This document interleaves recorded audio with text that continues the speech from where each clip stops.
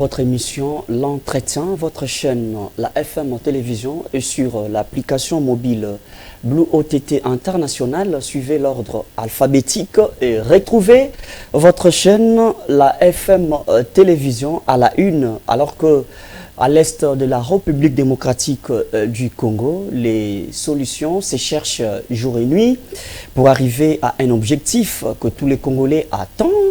Les Congolais patientent qu'il y ait la paix dans la partie orientale de la RDC. On attend aussi que la SADC et l'EAC nous donnent des solutions, alors que tout le monde espérait dans ce processus de Luanda en Angola avec le président Lorenzo qui a dû jeter l'éponge, si on peut le dire ainsi, pour se concentrer à la mission de l'Union africaine. Et là, la SADC et l'EAC qui se sont réunis en vidéoconférence pour choisir de nouvelles figures qui vont maintenant jouer la médiation entre la République démocratique du Congo et le Rwanda pour aboutir à une paix durable. S'il faut les parler, processus de Nairobi, processus de Luanda, en même temps la rencontre entre les chefs de l'État Félix-Antoine Tshisekedi Tshilombo et Paul Kagame du Rwanda. Ils se sont rencontrés à Doha, nous sommes au Qatar. En même temps aussi, ici en République démocratique du Congo, dans la capitale, les consultations se poursuivent avec les conseillers spéciaux du président de la République en matière de sécurité, et Bérande qui continue avec les consultations. Nous voulons savoir, alors que l'opposition espérait la mission entamée par nos évêques, l'ECC et la CENCO, mais là, les cartes se tournent de gauche à droite sur quel processus espérer entre les précités. Mesdames et messieurs, merci de votre confiance renouvelée. Pour en parler et en débattre, nous recevons sur ce plateau Monsieur Jean-Félix Senga, qui est le secrétaire exécutif permanent de la MOUCA, qui a fait plaisir de répondre à notre invitation. Monsieur Jean-Félix, merci d'avoir répondu présent à notre invitation. C'est moi qui vous remercie pour m'avoir invité.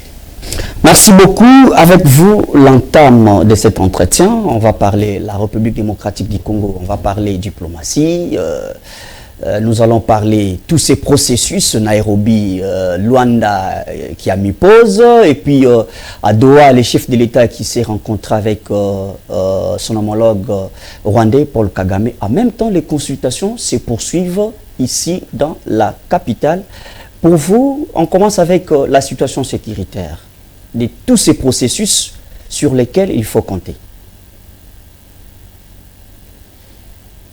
La situation sécuritaire, point n'est besoin d'y revenir, elle est catastrophique sur le terrain, tout le monde sait.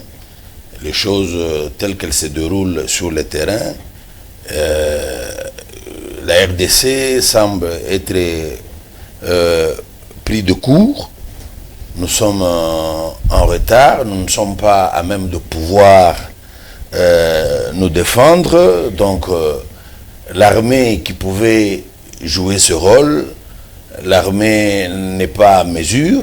Et là nous constatons tout de suite que on nous a tant chanté pendant longtemps que notre armée montait en puissance sur le plan numérique, le plan du nombre des éléments dans l'armée, sur le plan de l'armement, la qualité des armes, le nombre,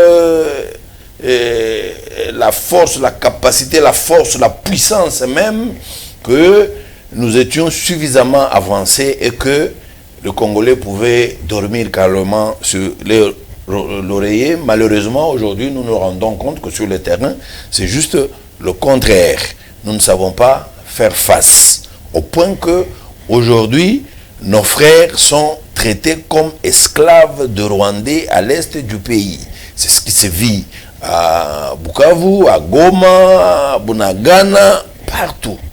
Et ce que je voudrais attirer l'attention des Congolais, il ne faudrait pas que l'on croie que le Congo venait d'être agressé parce que Goma et Bukavu sont tombés. Non.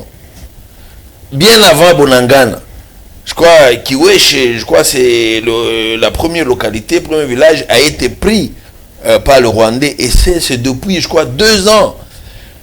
Apparemment, c'est comme si les autres là sont moins congolais que le Congolais de Goma, Bukavu, Kisangani et Kinshasa. Non. C'est depuis ce temps-là que le Congo démontrait une certaine faiblesse sur le terrain. Le Congo n'était pas capable de se défendre. Moi, je crois, en toute sagesse, à ce moment-là, on devait déjà se réunir, se poser des questions. Qu'est-ce qui nous arrive? Qu'est-ce qui se passe? Comment nous arrive-t-il de perdre du terrain? Et les gens devaient, à cette occasion, en réfléchissant, proposer des solutions idoines pour que le Congo ne soit pas humilié à ce point. Malheureusement, en ce temps, on ne faisait rien, on continuait à se mentir soi-même et à mentir, à tromper le Congolais, que tout va bien, nous sommes forts, nous nous défendons très bien. Pourtant, c'est nous qui perdions le terrain. Jusqu'à ce que nous avons pu perdre pas moins de 132 localités et villages. Ça n'était trop, c'était trop. Est-ce qu'à ce niveau-là, pouvions-nous encore continuer à compter sur notre armée? Moi, je crois que la sagesse aurait appelé ceux qui sont au pouvoir, ceux qui gouvernent, de réfléchir, de voir que non, il nous fallait trouver une solution. Malheureusement, l'on a continué à se cabrer sur cette position et c'est pourquoi je dois dire aujourd'hui, à l'heure qu'il est, tous les acteurs politiques, qui qu'ils soient, de quelque bord qu'ils soient, nous sommes à un tournant de la vie de notre pays qui veut que chacun se sublime, chacun se transcende, au point qu'on ne considère pas, qu'on ne tienne pas compte de nos petites personnes, de nos petits intérêts, qu'on ne réfléchisse que Congo. Si jamais tout le monde devait s'inscrire dans cette logique, je pense que ce serait facile que nous trouvions une solution. Mais tant que les gens continuent à se nourrir, tant que les gens continuent à faire prévaloir leur ego, eh bien, nous aurons de la peine, nous continuerons à patauger. Voilà pourquoi je dis, sur le plan sécuritaire, nous ne sommes nulle part. Cela devait amener ceux qui sont au pouvoir de réfléchir 2 fois au lieu de continuer à tergiverser, au lieu de continuer à chercher des solutions, pas avec beaucoup de justesse, mais on cherche soi-disant des solutions pour gagner le temps. Mais, à mon avis, on ne gagne pas le temps, on est en train de faire perdre au pays le temps. Parce que le pays est en train de se déchirer au fur et à mesure. Non seulement le pays se déchire, on doit tenir compte de nos frères qui sont dans des zones occupées, comment ils vivent, comment la situation est dure et difficile. Ils ne s'en sortent pas. Aujourd'hui, ils attendent tous qu'on leur envoie l'argent de gauche et de droite pour qu'ils essaient de tenir, parce que rien ne marche là-bas. Moi, je crois que ceux qui sont au pouvoir, ils devaient se dépasser, comprendre que la situation telle qu'elle est, franchement, il va falloir que nous trouvions des solutions qu'il faut. Aujourd'hui, il est impensable que nous soyons arrivés à ce niveau-là, que les autorités militaires soient là libres, ils vaguent librement à leurs occupations, ils continuent à déranger les gens sur la rue avec des gyrophares, ils passent avec des commandos, des gens qui n'ont jamais démontré qu'ils sont commandos sur le terrain, ils ne sont commandos que dans des grands artères à Kinshasa devant les civils. Moi, je crois qu'il fallait qu'il y ait une cour martiale pour toutes les autorités militaires qui ont trahi, qui ont fui, qui ont abandonné les troupes, qui ont abandonné le matériel pour lequel on a investi l'argent du contribuable congolais. Ils ont laissé comme ça, ils fouillent, ils viennent à Kinshasa et vous les laissez continuer à vivre comme si de rien n'était. Moi, je crois que ceux qui nous dirigent, honnêtement, ils ne prennent pas les choses à leur juste mesure. C'est ça le problème que nous connaissons. Très bien, beaucoup. Monsieur Jean-Félix Senga, voilà pourquoi le chef de l'État, Félix-Antoine Tshisekedi Tshilombo, se met à l'œuvre. Il a 2 pieds sur terre, il a la situation en main, il se bat de gauche à droite pour trouver la solution. Voilà, nous passons d'un processus à un autre et on n'a pas toujours des solutions idoines telles que vous les déplorez. Mais on a senti, vous de l'opposition, vous avez quand même loué l'initiative de la Cinco. Et puis, quelque part aussi, vous avez loué l'initiative de l'Angola avec les processus de Luanda. Maintenant que l'Angola a mis les histoires par terre, qu'est-ce que vous pensez? Parce que la SADC et l'EAC doivent se réunir pour réfléchir autour de la question, alors que ça ne sera pas pour la première fois. De l'opposition, qu'est-ce que vous avez comme idée? Il faut le dire, aujourd'hui, si l'Angola a jeté l'éponge, c'est parce qu'ils sont déçus. Ils sont déçus de la manière dont les choses se passent sur le terrain. Ils sont déçus, s'il faut le dire ouvertement, par le comportement du chef de l'État congolais. Il tergiverse trop. Il est instable. Mais il s'est présenté, instable. Kagame a refusé de se présenter. Il ne sait à quoi se vouer. Il est vrai, le 15 décembre, Kagame, le sanguinaire Paul Kagame et le chef de l'État congolais devaient se retrouver à Luanda. Kagame avait prétexté que lui, n'étant pas le chef de M23 et AFC, il ne trouvait pas de raison de venir discuter avec le président congolais. Il avait prétexté, je le dis. Bon, et la réunion a été avortée. Puis après, c'est Kagame qui ira chercher Erdogan pour qu'il vienne faire la médiation. Le président congolais avait refusé. Et après, aujourd'hui, on se demande qui a fait quoi pour que ce soit l'émir qui s'invite pour le réunir. Là, attirons d'abord l'attention des gens. Quel rapport y a-t-il entre l'émir et le Congo et le Rwanda? Pour ce qui concerne le Rwanda, aujourd'hui, si le Rwanda a une flotte aérienne, a des avions, a une compagnie aérienne, c'est grâce au Qatar. Aujourd'hui, tout l'or produit presque au Congo, passant frauduleusement par le Rwanda, est raffiné par les installations du Qatar. Le Rwanda doit beaucoup au Qatar pour avoir emprunté de grosses sommes qui ont permis au Rwanda, tant soit peu, de s'industrialiser, de se développer, de faire un bond dans le développement. Donc, le Rwanda et le Qatar ont de très bonnes relations, des relations où le Qatar est appelé à récupérer ses investissements qu'il a dû placer au Rwanda, d'une part. D'autre part, je ne sais pas, on ne peut pas rester indifférent de constater que assez souvent, le chef de l'État congolais se rend au Qatar. Il s'y rend pour quoi faire?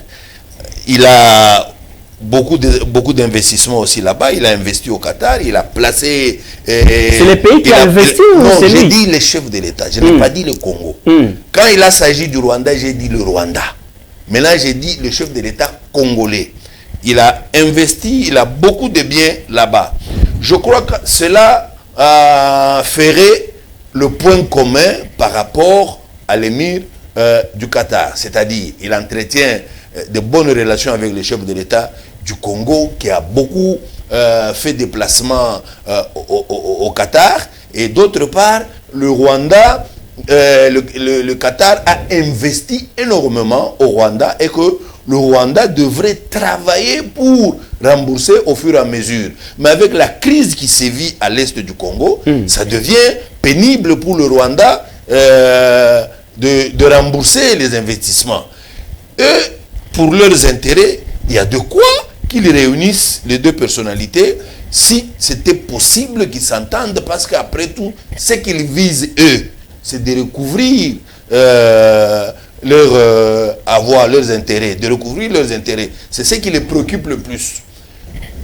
Et il fait ces gestes, quand on les appelle, il part. Quand, juste à peine avoir été en Angola, demander au président angolais de faire en sorte que les M23 viennent à la table des négociations, qui est des négociations directes RDC-M23. C'est vous qui faites formuler la demande. À peine vous formulez la demande, qui du reste étonne d'abord l'Angola. L'Angola s'est dit, ok, c'est bon, nous allons nous y lancer. Il s'y lance, il lance l'invitation il lance l'invitation, c'est à ce moment-là, sans que personne ne le sache, sans que vous avertissiez votre collègue angolais de ce que vous voulez faire, de manière fortuite, furtivement, vous vous retrouvez au Qatar en face de Kagame, que vous avez, celui pour qui vous avez dit à tous les Congolais que vous ne pouvez croiser qu'au ciel. Vous ne pouvez croiser que devant Dieu. Bon, que cela ne tienne, ce n'est pas le moment de rechercher des petites bêtes dans de petites phrases. Que cela ne tienne. Mais le fait de n'avoir pas averti le président angolais, c'est choquant, c'est gênant, c'est blessant, c'est humiliant, c'est rabaissant. Quoi de plus normal qu'il s'en dégage? C'est parce que le traitement qui lui a été infligé par son homologue congolais n'a pas été bon. Ça c'est un. De deux, vous vous retrouvez avec Kagame. Rien à filtrer. Rien à filtrer. Mais néanmoins, à l'issue de leur entretien, disons de 45 minutes, on a pondu quand même un communiqué comme quoi il demandait un cessez-le-feu immédiat. Un cessez-le-feu immédiat et sans condition. Le lendemain, c'est une contrée du Congo, Walika, le centre qui tombe. Le lendemain, ça tombe. Qu'est-ce que ça veut vouloir dire? Ça veut vouloir dire que M23, AFC ne dépendent pas de Kagame. Kagame n'est pas leur patron. Maintenant, qui nous donne ce message-là? À mon avis, ce n'est pas Kagame. C'est le président du Congo qui nous donne ce message. Et voilà pourquoi moi, je le condamne pour avoir rencontré Kagame au Qatar. Il est allé en d'autres termes dédouaner Kagame. Il est allé en d'autres termes blanchir Kagame. Il est allé donner un alibi pour qu'à l'international, que tout le monde dise, au fait, le problème c'est pas Kagame. Le M23 ne dépendent pas de Kagame, ils font des choses indépendamment de Kagame. En posant ce geste-là de faire tomber Walika les centres juste après la rencontre Tshisekedi Kagame. Donc vous comprenez que ce message-là, un Congolais qui a la tête sous les épaules ne le percevra pas bien. Moi je l'ai très mal perçu. Le président a joué un très mauvais rôle, un très mauvais jeu. Il a très mal agi. On ne peut pas chercher la paix en cherchant, en tergiversant comme ça, en humiliant les gens avec qui vous devez traiter. Ça c'est 2. 3. Vous savez, il faut dire, maintenant nous devons nous dire la vérité. Avant que les évêques et les CC ne commencent leur mission, ils ont plusieurs fois, pas moins, au moins 3 fois, ils ont rencontré le chef de l'État pour lui demander, il était temps, il était plus qu'urgent qu'il y ait un dialogue qui va aboutir à une cohésion nationale. Le chef de l'État était catégorique, il refusait. Maintenant, quand il s'est rendu compte qu'il était acculé et qu'il ne pouvait rien, c'est lui précipitamment qui a fait appel à eux pour qu'ils entreprennent... C'est une révélation. Pour qu'ils entreprennent leur mission. Les pauvres ont entrepris la mission. Et même si les gens diraient non, ce n'est pas lui, c'est eux-mêmes qui ont pris l'initiative. Ok, ils ont pris l'initiative, ils sont venus le voir, il était d'accord. Il leur a donné sa bénédiction. Il leur a même donné des recommandations. Il commence la mission. Comme toujours, les troubadours ne manquent pas. On vient lui souffler à l'oreille. Non, vous voyez, avec l'initiative des évêques, on va vous démettre. Vous risquez de ne plus être président. Voilà ce risque-là qui pèse. Les gens viennent raconter leur vie. Moi, je me demande, les CC et la Senko, quel pouvoir ils ont pour démettre le président de la République? Les CC et la Senko ne sont que des facilitateurs. Ce n'est pas eux qui vont décider. Ce n'est pas eux. La décision sera prise par le parti prenante dont le chef de l'État lui-même et sa famille politique. Ce sont ceux-là qui prendront la décision. Ce n'est pas les CC et la Senko. Comment le président peut-il prêter l'oreille à des gens qui réfléchissent à ce niveau-là, qui réfléchissent aussi bas, et lui croit à ça, il dit non, moi je ne peux pas. Pourtant, si vous regardez, vous suivez très bien, les saluts de la RDC viendraient effectivement de cette initiative. La preuve, vous voyez combien ils se sont déployés pour rencontrer les grandes personnalités en Afrique. Il y a beaucoup de questions là-dessus. Avec quels moyens ils ont eu le temps de se promener? Avec quels moyens? Qui les avait financés? C'est ça aussi, c'est des questions. Moi, je veux bien. Moi, parfois, ça fait rire. Ce qu'on est en train de faire, c'est ça la maïotique. C'est ça le raisonnement qui démontrerait que le fait d'avoir beaucoup voyagé, c'est qu'ils ont été financés pour défenestrer le président de la République. Quel rapport? Est-ce que vous pensez que le chef de l'État peut autoriser les évêques et le CC d'aller rencontrer Kagame à Kigali? Ça sont des questions, je ne sais pas. Ok, eux, ce sont des facilitateurs. Ils ont fait leur plan. Ils ont conçu un plan qu'ils mettraient en place qui permettrait de faire en sorte que, que nous ayons la cohésion nationale, que nous recouvrions l'intégrité territoriale, que la paix règne sur toute l'étendue du pays. Et dans ce plan-là, ils ont estimé qu'il fallait rencontrer des grandes personnalités en Afrique et à l'extérieur qui, avec leur apport, leur appui, cela ferait que les résolutions qui seront prises seront considérées, acceptées et presque opposables à tous. Il présente ce plan à M. Tshisekedi. M. Tshisekedi accepte. Comment vous allez revenir dire, est-ce que le chef de l'État permettrait? C'est parce qu'on n'a jamais eu une communication officielle. D'abord, lui, il n'a pas à permettre. Ces gens-là sont des facilitateurs qui nous amènent, nous, à la solution. Si la solution commence à être tronquée, taillée, selon l'entendement du chef de l'État, tout sera biaisé. Tout sera biaisé. Ça, c'est que le raisonnement. Maintenant, vous voulez qu'il soit dicté par un groupe de gens comme ça? Pas qu'il soit dicté. Ok.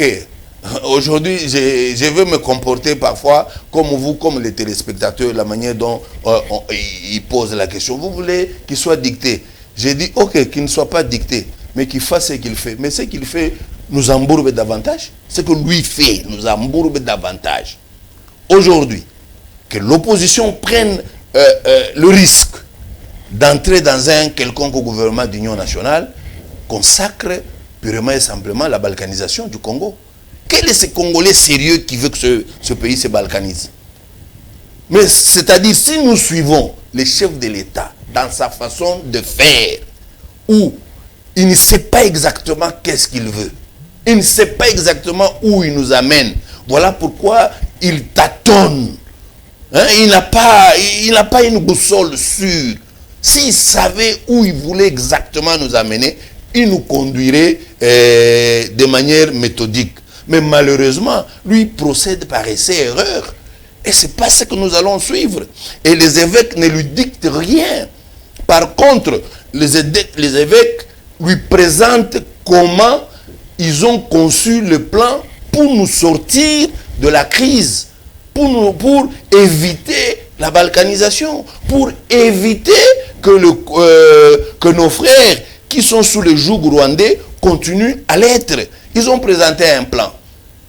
Et lui, en voyant le plan, il a accepté. Quand ils ont fait la tournée, maintenant ils doivent présenter la synthèse de tous les contacts qu'ils ont pris depuis qu'ils ont écrit pour demander l'audience.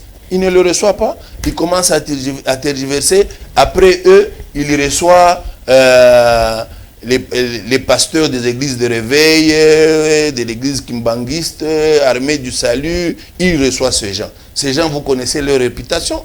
Quand vous les entendez parler, vous ne voyez que de courtisans parler. Vous ne voyez que de courtisans. On veut comprendre quelque chose. Pourquoi l'opposition, surtout la MOCA, vous soutenez à 100% la méthode de la CENCO et l'ECC?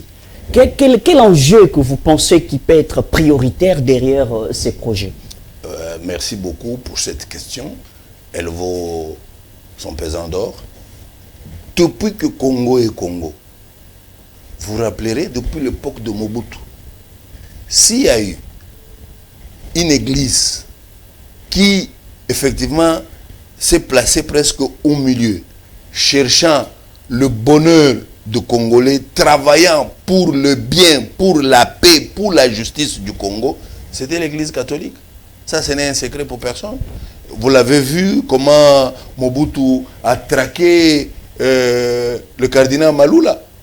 Comment Mobutu a traqué Malula jusqu'à finir finalement l'avoir. Vous avez vu comment Etchaou a été traité dans ce pays.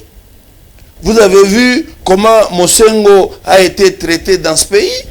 Vous voyez aujourd'hui comment Ambongo paye le prix.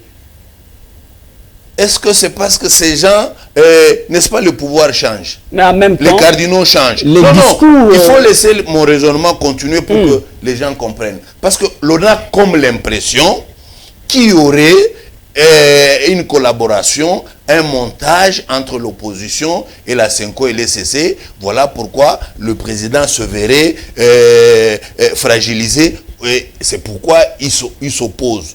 Non. C'est-à-dire, quand vous voyez l'évolution de l'Église catholique et de l'ECC, ce sont ces églises-là qui ont toujours recherché la paix, la justice et la vérité au pays. C'est à cause de cette mission qu'eux s'investissent. Mais par contre, les autres églises, regardez ce qu'a été le rapport ici. Regardez ce qu'a été le rapport. Eux, ils viennent, ils vous proposent Nanga. Nanga a été le commissionnaire de ce qui a été fait entre les voleurs et les receleurs. Nanga était commissionnaire. Nanga qui est l'œuvre des églises de réveil. Après Nanga, regardez Kadima qui nous a amené au simulacre d'élection. C'est encore le fruit, il a été pondu par ces mêmes églises-là qui, eux, ne voient jamais leurs adeptes, les bandits ne voient jamais le Congolais, les citoyens. Eux ne voient que leurs petites personnes et leurs poches.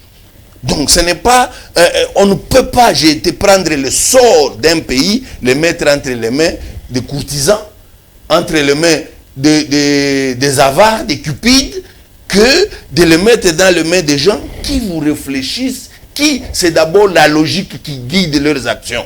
C'est la différence. Les autres, c'est la subjectivité qui guide leurs actions. Eux, c'est la logique qui guide, la rationalité qui guide leurs actions. Avec le discours à l'incitation à la haine tribale, disant que la communauté swahiliphone, vous avez suivi les discours là et vous pensez que ce qui sort de la bouche automatiquement déborde du cœur, et c'est comme ça que le pouvoir en place trouve un mal de soutenir une idée pareille, parce que vous avez un projet, en même temps vous accompagnez le projet avec des discours qui peuvent diviser la nation. Oui, à moins que vous soyez plus que jamais déterminé à chercher des petites bêtes, et je vous dirais, ok, merci, continuez. Mais entre-temps, tel que les choses se présentent, je ne vois aucune probabilité que Tshisekedi s'en sorte. Bon, quand vous prenez... Non, le problème c'est que, je venais de dire ici, nous sommes dans un tournant où tout Congolais doit se transcender. Si on n'arrive pas à se transcender, on continue à avoir des camps et on soutient ces camps, pas parce que vous êtes guidé par la rationalité, mais par la subjectivité. Je suis convaincu, nous allons tout droit vers un mur.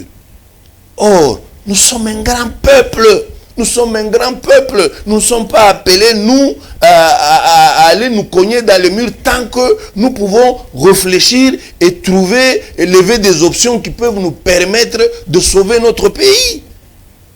Voilà le problème. Ce n'est pas, oh non, le chef de l'État, on lui a fait ceci, on a dit. Il est vrai. Je me posais, moi, des questions. D'où viendrait l'idée que les swahiliphones seraient malmenés dans ce pays et moi, je ne comprends rien. Le président de l'Assemblée nationale, c'est un swahiliphone. Le président du Sénat, c'est un swahiliphone. Bati Lokwebo, c'est un swahiliphone. Les swahiliphones sont bien placés et bien assis dans l'appareil de l'État dans ce pays.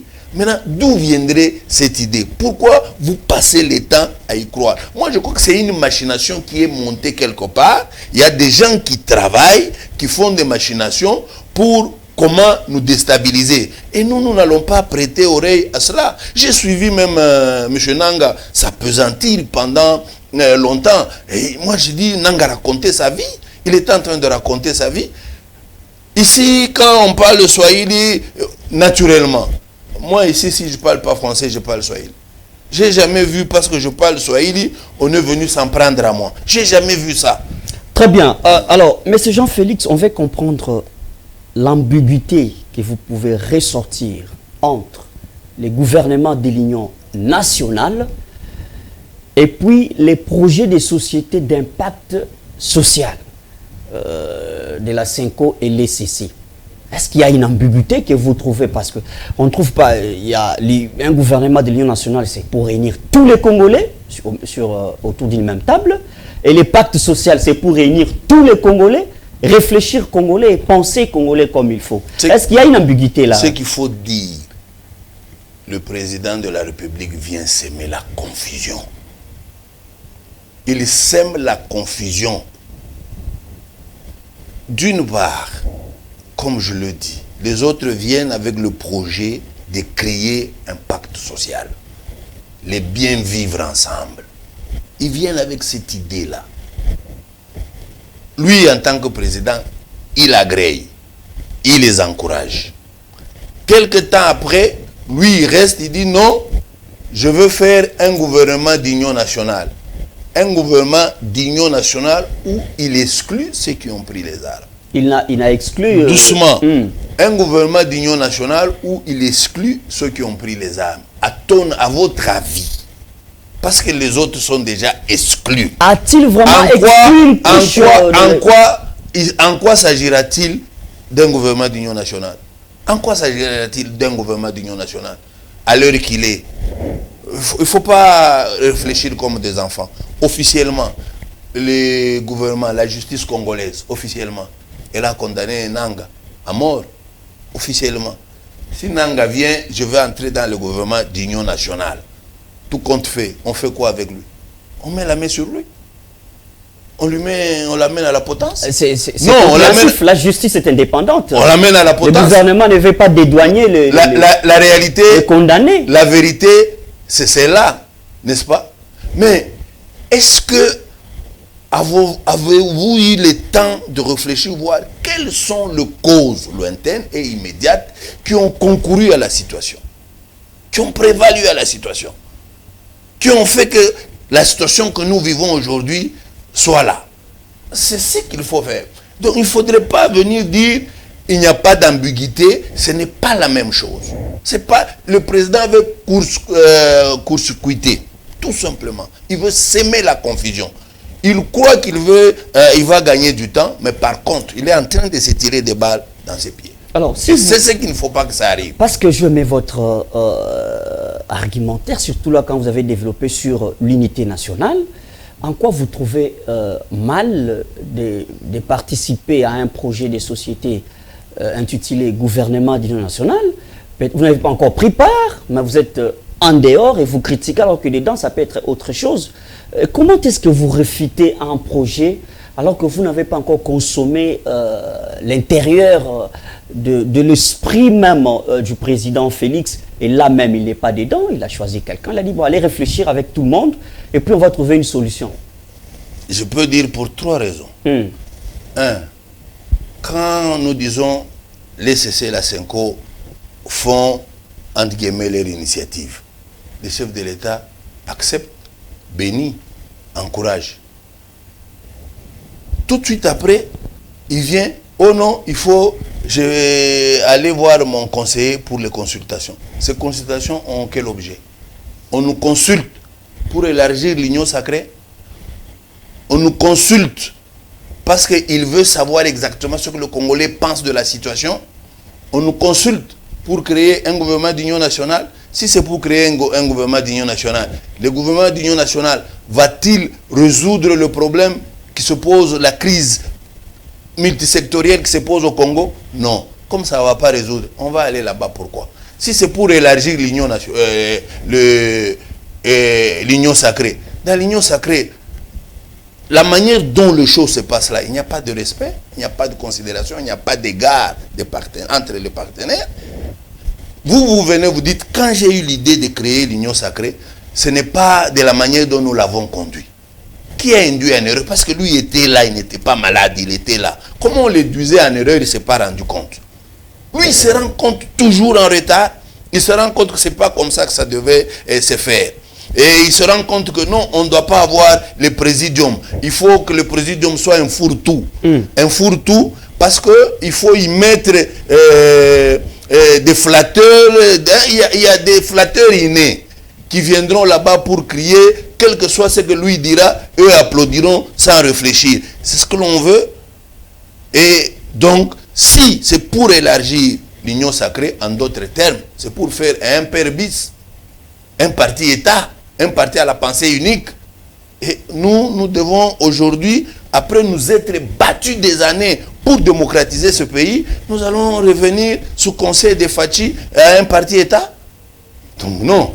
Et vous, comme il ne s'agit pas d'un gouvernement d'union nationale, eh bien, ça devient... Et puis, quand vous suivez les consultations, les gens de l'union sacrée qui sortent, ils ne parlent que des problèmes de l'union sacrée. En quoi ça nous concerne? Nous, la Mouka, on ira faire quoi là-bas? Bon, les croquis que vous donnez, la forme que vous donnez au projet de la Cinco et l'ECC, la forme peut être laquelle?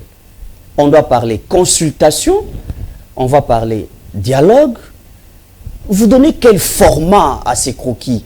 Il y a les évêques qui doivent s'asseoir là pour consulter les différentes couches sociales, politiques et tant d'autres. Le format peut être lequel? Oui, les évêques ont déjà fait des consultations. Ils ont vu le président de la République. Ils ont vu le responsable numéro 1 de la Mouka. Ils ont vu Moïse Katumbi. Ils ont vu Nanga. Ils ont vu tout le monde. C'est-à-dire ils ont le point de vue, la pensée, ce que tout le monde pense. Ils ont les desiderata de tout le monde. Ils font la synthèse. Ils disent maintenant, il nous faut la synthèse. Il faut maintenant faire appel aux parties prenantes de venir autour d'une même table, de développer, et parce qu'eux vont constituer une sorte de questionnaire. Et nous allons nous mettre à bâtir, à réfléchir, et à nous poser des questions. Comment nous sommes arrivés là? Quand ceci est arrivé, pourquoi on n'a pas fait ceci? Bon, nous en tant que peuple, dorénavant, qu'est-ce que nous pouvons maintenant faire pour qu'on se distingue, que nous, on prenne part au Conseil des Nations dans ce continent, dans ce monde? C'est ce que nous sommes appelés à faire en tant qu'un peuple. Donc il y aura nécessairement un dialogue. Il y aura nécessairement un dialogue. C'est de ce dialogue-là sortira finalement la cohésion nationale. Parce qu'il s'agit d'un dialogue congolo-congolais. Congolo-congolais. C'est quand on aura dépassé ça, peut-être on va maintenant réfléchir dans la sous-région, comme à l'époque on avait trouvé la solution avec des CPGL, CPGL, ainsi nous pouvons réfléchir, voir pour qu'on ne revienne pas au même problème chaque jour, parce que ça n'est assez. Nous devons aller de l'avant. Mais pour aller de l'avant, en tant que peuple, nous devons être innovateurs, inventifs, imaginatifs. En tant que peuple, nous devons créer qu'est-ce que nous voulons. Sur le plan de la géopolitique, de la géostratégie, voyez là où se trouve notre pays. Quelle est la pensée, quelle est l'idée que les Américains, les Français ou les Occidentaux ont du Congo? Est-ce que cette idée-là, ça nous convient, nous? Nous sommes d'accord qu'on nous perçoive de cette façon, qu'on nous prenne de cette façon? Bon, qu'est-ce que nous voulons? Nous, avec tous les sous-sols que nous avons, nous savons que nous sommes convoités, objets de convoitise un peu de partout, mais pour nous préserver, pour garder ce qui est à nous, pour que ce qui est à nous profite aux fils et filles de ce pays, nous faisons quoi en tant que peuple? C'est ça l'excellence que nous devons pondre en tant qu'acteurs politiques. Le problème, ce n'est pas de nous faire des petites querelles. Ce n'est pas de nous faire des querelles. Le problème, c'est de ne pas, oh non, celui qui est là doit quitter pour que moi je prenne. Non, nous devons d'abord démontrer de quoi nous sommes capables en tant que peuple. Et cette capacité-là, nous la démontrerons par notre imagination, par les idées que nous allons répondre qui ces idées deviendront maintenant l'ossature, la file qui devra désormais conduire le Congo. Moi, je crois que c'est ça. Alors, on va déjà vous libérer parce que vous avez aussi d'autres chats fouettés. Une question de précision et puis vous faites la conclusion à cette question. Le chef de l'État l'a dit tout haut. L'unique commanditaire des AFC, les autres qui font les troubles à l'Est, c'est Joseph Kabila. Bien qu'il y a Paul Kagame qui joue le rôle central, pour vous qui êtes de Lamuka, quelle est l'image exacte que vous avez de Joseph Kabila? Peut-il prendre part si un jour tout le monde acceptait un dialogue? Vous avez quelle image de Joseph Kabila? Vous faites la conclusion terminante. Je crois que je dois être plus bref possible. Vous savez, dans ce pays, il n'y a aucun Congolais qui soit au-dessus des autres Congolais qui peut se permettre de dire toi, à partir d'aujourd'hui, tu cesses d'être Congolais. Ça, c'est l'idée que tout le monde doit avoir. Si quelqu'un est Congolais et que son poids lui permet d'avoir droit au chapitre, il aura droit au chapitre. Vous me dites, le chef de l'État a dit, le responsable numéro 1 de AFC, c'est Joseph Kabila. Comme pour dire que lui, il n'a rien fait. Lui, il est saint. C'est sa naïveté. C'est sa mauvaise politique, la politique de tâtonnement. C'est ces mauvais choix qui nous ont conduits là où nous sommes. Ça, il faut le reconnaître. Ça, il faut le reconnaître. Donc, moi, je donne un carton rouge à Félix, je donne un carton rouge à Nanga, je donne un carton rouge à Kabila. Il n'y a personne qui peut dire, moi, je suis saint dans cette affaire, ce sont les autres. Chacun a sa part. La confusion qui règne aujourd'hui, si Félix, comme Mosengo lui avait dit en son temps, on te donne un pouvoir qui n'est pas le tien, refuse parce qu'on va te poser des conditions. S'il avait refusé, on n'en serait pas là. C'est un recelé. Celui qui a volé le pouvoir en son temps, le pouvoir du peuple, qui avait choisi quelqu'un pour être là, c'est Kabila. C'est un voleur. Celui qui a été commissionnaire dans cette affaire, c'est Nanga. Donc vous n'allez pas me dire que moi, en tant que Lamuka, je peux dire non, c'est Kabila est mauvais, Nanga, ils sont tous autant. Mais les choses étant, parce que le Congolais souffre, nous devons nous regarder dans les yeux, essayer de parer le plus vite possible à la crise qui prévaut au Congo que de continuer à se jeter, à se lancer des colibés. Voilà ce que moi je pense. Donc moi je n'ai pas ici, je ne suis pas là pour caricaturer tel. Je suis là pour dire, eh bien nous sommes là où nous sommes. Et là où nous sommes, c'est honteux, c'est humiliant pour un peuple que nous sommes. Transcendons, trouvons des solutions, relançons notre pays dans l'orbite du développement pour que demain nous soyons un pays respecté à l'échelle mondiale. Voilà ce que nous devons rechercher. Admettons que la 5O et l'ECC vous demandez de vous réunir, oui. L'opposition de former une seule classe et Martin Fayulu n'est pas choisi comme leader. Vous acceptez d'y aller? Je ne comprends pas la question. Admettons que la 5O et l'ECC demandent pour que la marche soit très bien passée pacifiquement, demander à la classe de l'opposition de se réunir et que Martin Fayulu n'est pas désigné comme leader de l'opposition. Vous allez accepter d'y aller? Non. Ici, ce n'est pas un problème d'être désigné comme leader ou pas. Ici, c'est quelles sont les parties prenantes qui peuvent prendre part à ce concert-là. La Mouka fait poids. La Mouka fait pratiquement l'unanimité que c'est un regroupement politique qui mérite d'être là. La Mouka a ses structures, son organisation. L'organisation ou les structures de la Mouka, ce n'est ni la 5O ni l'ECC qui décide de qui fait quoi, qui dirige quoi.